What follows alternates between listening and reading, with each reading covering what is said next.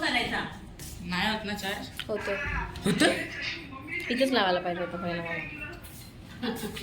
So guys आता आम्ही ready झालेलो आहोत मस्तपैकी एकदम छान छान.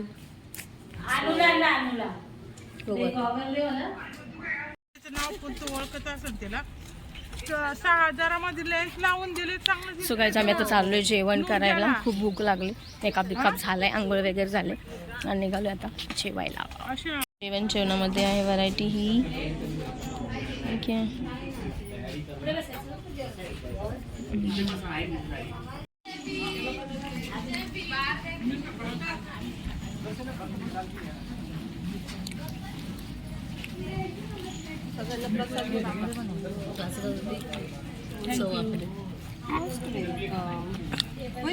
भजी आपोआप पडला.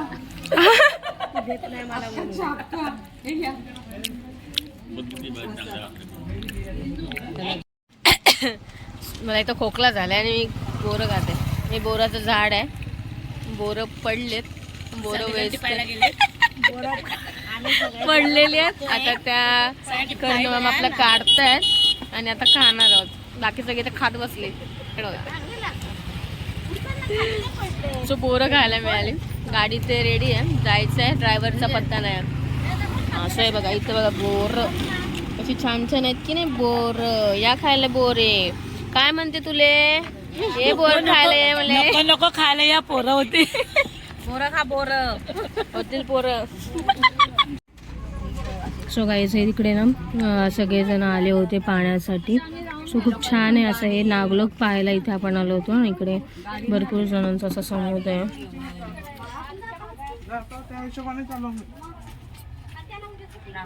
पहिलंच ठिकाण जे आहे ना, नागपूर स्टेशनवरून निघालो. रेडी वगैरे झालो, जेवण वगैरे केलं कारण खूप भूक लागली होती. सकाळपासून मी काहीच खाल्लं नव्हतं. आणि त्यानंतर रेडी होऊन वगैरे मस्तपैकी आपण स्पॉट पाहायला जाणार होतो. आणि त्यांचीच बस होती आणि सगळं छानपैकी. आणि ते ना ह्या गावच्या शेंगा आहेत बरं, भुईमुगाच्या भाजून आणलेल्या शेंगाने खूप छान असं टाईमपास करत करत चाललो होतो.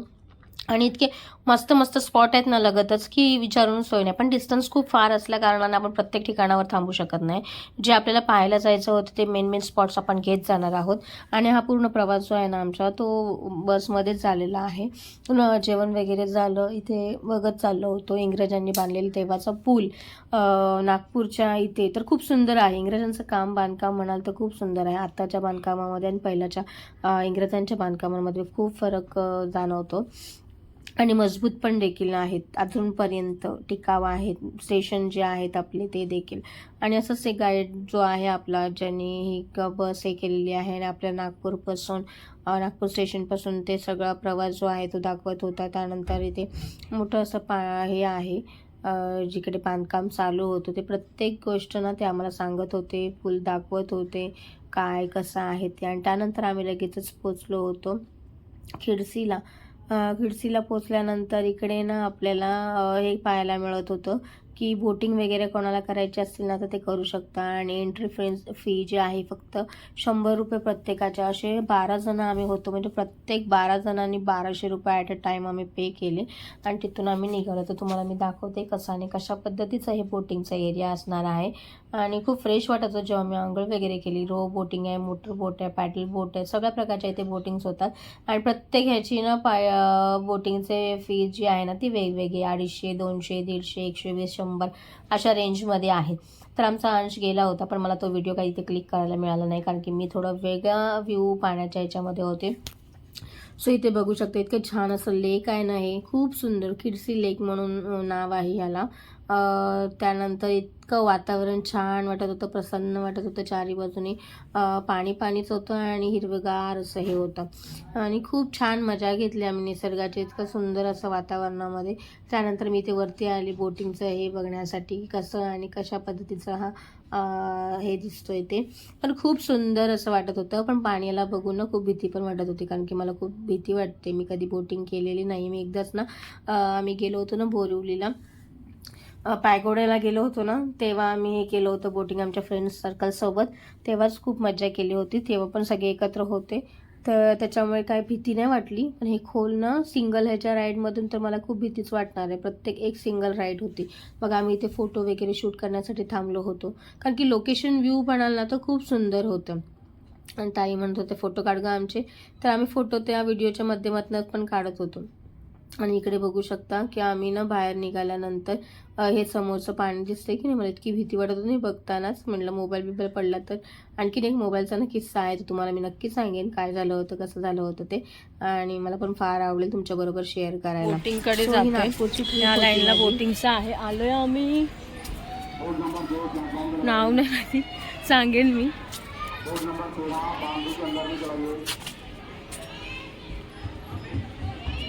अरे तिला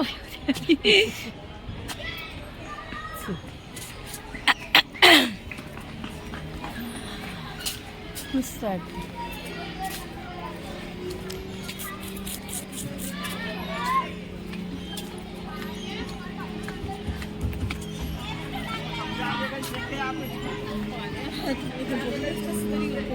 हा ना, आवाज बी कसं झुम.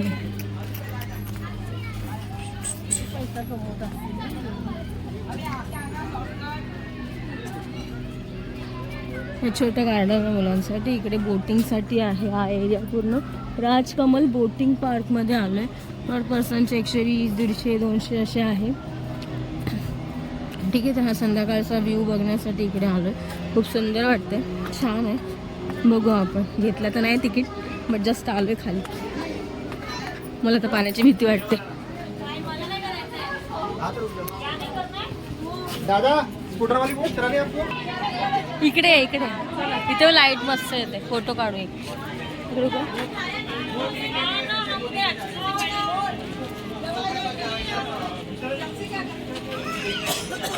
तुम्ही लावताय? असं नाही लावलं तर कशाला?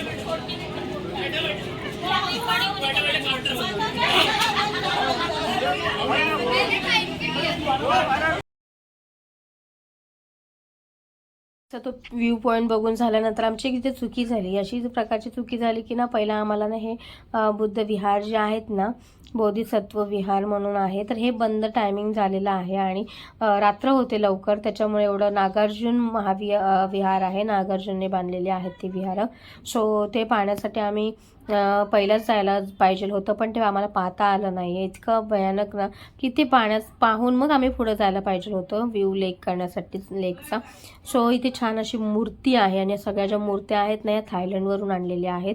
बुद्धांच्या मूर्त्या आहेत, ते तर बघण्याजोग होत्या. आतमध्ये पण खूप सुंदर असं हे होतं, पण ते काय मला पाहता आलं नाही कारण की खूप अंधार झाला होता आणि आतमध्ये ना बंद झालं होतं ते विहार, तर पाहायला काही मिळाले नाही एवढं. सगळी माहिती संपूर्ण ही इथे शिलालेखावरती लिहिलेली आहे. तर आतमध्ये गेल्यानंतर हे असं भव्य दिव्य असं मोठं हे आहे, विहार आहे. आणि खूप अंधार झाला होता आम्हाला येता 8, 8:15 झाले होते. तर म्हटलं काय बघणार आता आपण हे, तर त्याच्यामुळे आम्ही बाहेरच थांबलो होतो आणि बाहेरचाच व्ह्यू मी थोडासा हे करत होती, ठीक आहे, शूट करून घेत होती. सुंदर असं. आणि कशा प्रकारे बांधलं, काय केलं, कशामुळे हे बांधण्यात आले याची संपूर्ण माहिती नाही ह्या शिलालेखावरती लिहिलेली आहे. आणि त्यानंतर हे बघू शकता आतमध्ये ना विहार आहे आणि इथे देखील त्याची माहिती आहे. तर असे दोन्ही तर्फा आहेत, वरती बुद्धांची मूर्ती आहे आणि आतमध्ये बुद्ध विहार आहे. सो आता इथं तुम्ही बघू शकता ही बुद्धांची मूर्ती दोन्ही ठिकाणी आहे आणि बुद्ध विहार आहे. बुद्ध विहार पण बघा ना किती मोठं आणि मस्त असं बांधलेलं आहे. त्याच्यावर नंतर ना इथे बघाल तर आता 26 जानेवारी नेक्स्ट डेच होता. 25ला आम्ही इथे आलो होतो आणि 26ला उद्याला आपल्याला जायचं होतं. हे इथे भेट पोचलेलो आहोत आम्ही ड्रॅगन पॅलेसला. हे सगळ्यात मस्त असं ना ड्रॅगन पॅलेस आहे, बघण्यासारखं आहे, बघण्याजोगं आहे. आणि इथे म्हणाल तर आम्ही 10 लेडीज आणि 2 जेंट्स होते. तर संपूर्ण टीम आमची या ड्रॅगन पॅलेसच्या इथं पण ड्रॅगन पॅलेसला आलेलो आहोत इकडे या ठिकाणी. आता झालं आहे आम्हाला 7:30 वाजलेले आहेत. ॲक्च्युली बंद व्हायचा टायमिंग झालेला आहे, खूप लेट झालेला आहे, पण तरी पण आलो आहे आम्ही. सो छान पद्धतीने. पण हे अंधार दिसणार, तिकडे लाईटीचा उजेड होता म्हणून दिसत होता, आता पूर्ण अंधार आहे, इथे लाईटिंग नाही आहे. बघूया पुढे गेल्यानंतर दिसेल. बाकीची टीम पाठीमागून येते, सो करा ॲडजस्ट जरा. सो आम्ही चाललो आहे आता ड्रॅगन पॅलेसमध्ये. तर ही एवढी रोषणाई आहे असं छानपैकी. हे ना दिवसा पण चांगलं दिसलं असतं, बट आता हे लायटिंगमध्ये तर आणखीन सुंदर दिसतंय. तर हेच दाखवायचं होतं. आणि इतकं शांत आणि मस्त वाटतंय ना की खूपच भारी वाटतंय बरं. आणि वरती पण हे ना तर फक्त बुद्धं शरणं गच्छामि हे सगळं छान असं हे चालू आहे. ठीक आहे, असं खूप शांत वाटतं या ठिकाणी, खूप सुंदर आहे. सो बघा हे, आणि इतकं मोठं आहे ना हे ड्रॅगन पॅलेस. आमच्याकडून ते रामटेकवरचं जायचं पण राहिलं कारण की संध्याकाळ झाली होती खूपच, आणि एवढ्या डोंगरावरती आहे ते. नाही ते एक पाहायला मिळालं असतं स्किन पॉईंट. आमची ट्रेनच लेट झाली त्याच्यामुळे सगळा गोंधळच झाला आमचा त्याच्यामुळे. ठीक आहे, ह्याचा पण 7:30पर्यंतच टायमिंग आहे, पण तरी देखील आम्ही आलो आहे आतमध्ये. आता बंद व्हायच्या ह्याच्यावरतीच आहे, तर त्यानिमित्ताने एकतरी ड्रॅगन पॅलेस पाहायला मिळते. जे चिन्ह जे आहेत ना, सो तिकडे उभे जे आहे ना चीनला, तसंच वाटतंय मला असं. सो बघा ना किती सुंदर वाटतं इकडे, छान असे फोटोशूट करते. इकडे पण आहे.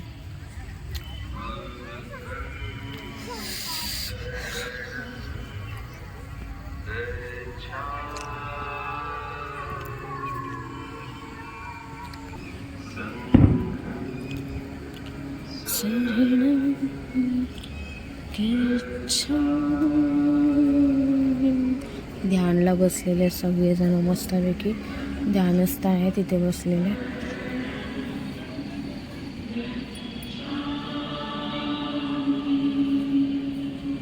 सो बघा हा इतकं छान असा व्ह्यू आहे. इथे वरती आहे आपलं हे, आणि त्यानंतर आता सगळं झालं, आम्ही इकडून आलोय. इथे फोटो बिटो काढूया मस्तपैकी इकडे. ठीक आहे,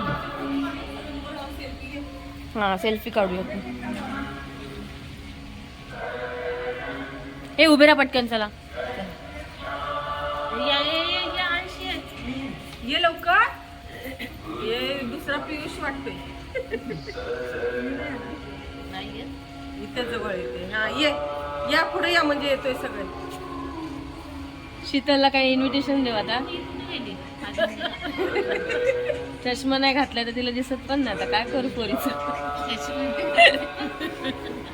चला फोटोशूट पण झालाय, आता बाहेर जातो आम्ही. खाली बघा वायरिंगवर पाहिजे झाला.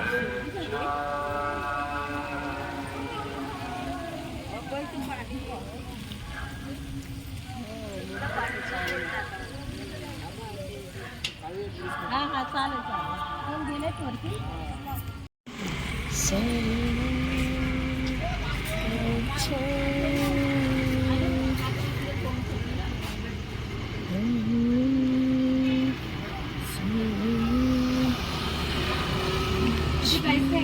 किती छान आहे.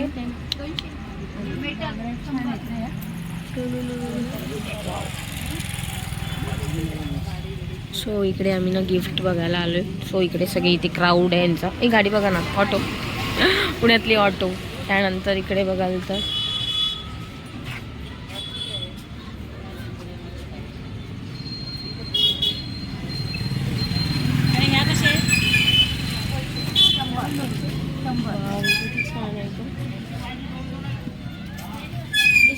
बाबासाहेब आंबेडकर यांचा स्तूप बघण्यासाठी इकडे आलेलो आहे. एक्झॅक्टली माहिती नाही आहे, पण बघूया, मी तुम्हाला दाखवते.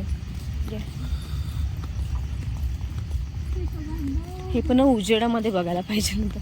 आत्ता चक्र आहे का नाही, बनवले, डिझाईन बनवले. वरचं पण बंदच असणार, म्हणजे प्रॉपर बघायला मिळणार नाही आहे, बट बघा इथे.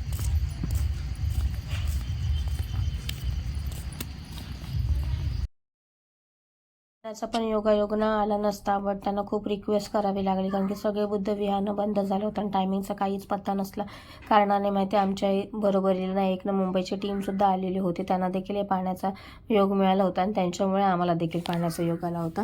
कारण की नियम असतात, आपले रूल्स असतात, तर ते फॉलो करणं गरजेचं असतं, प्रोटोकॉल घेणं. तर इथे त्यांनी ना आमच्या आग्रहाखातर इथे त्या बिचारा काकांनी ना हे खोललेलं आहे.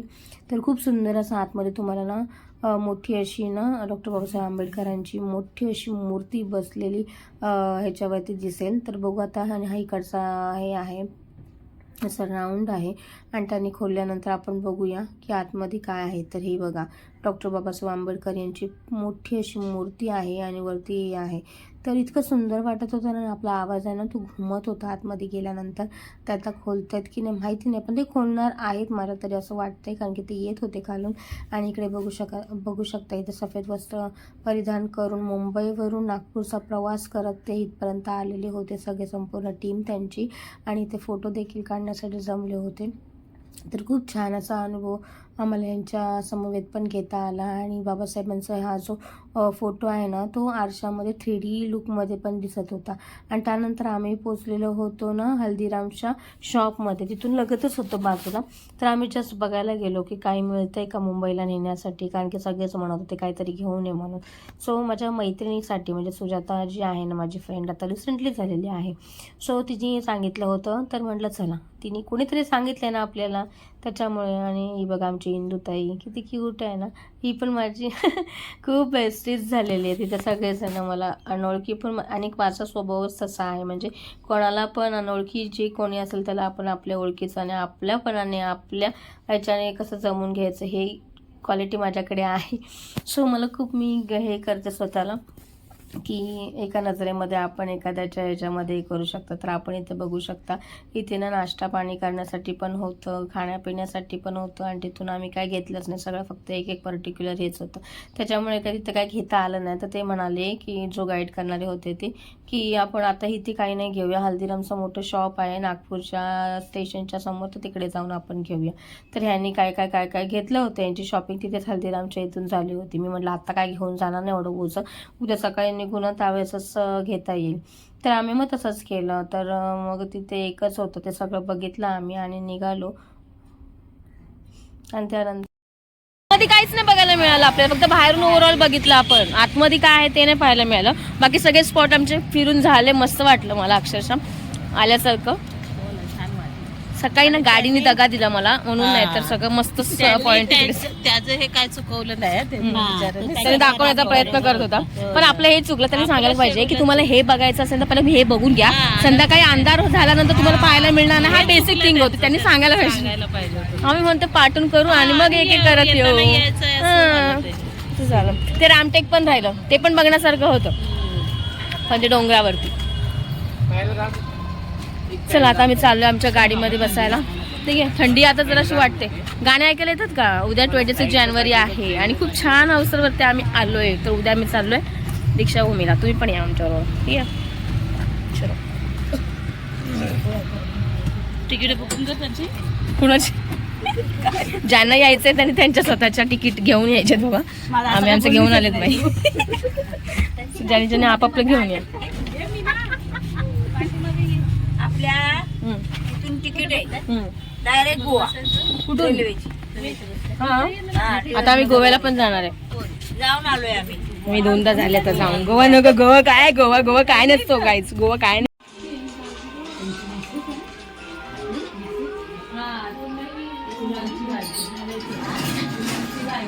फ्रेम बघ ना किती सुंदर आहे.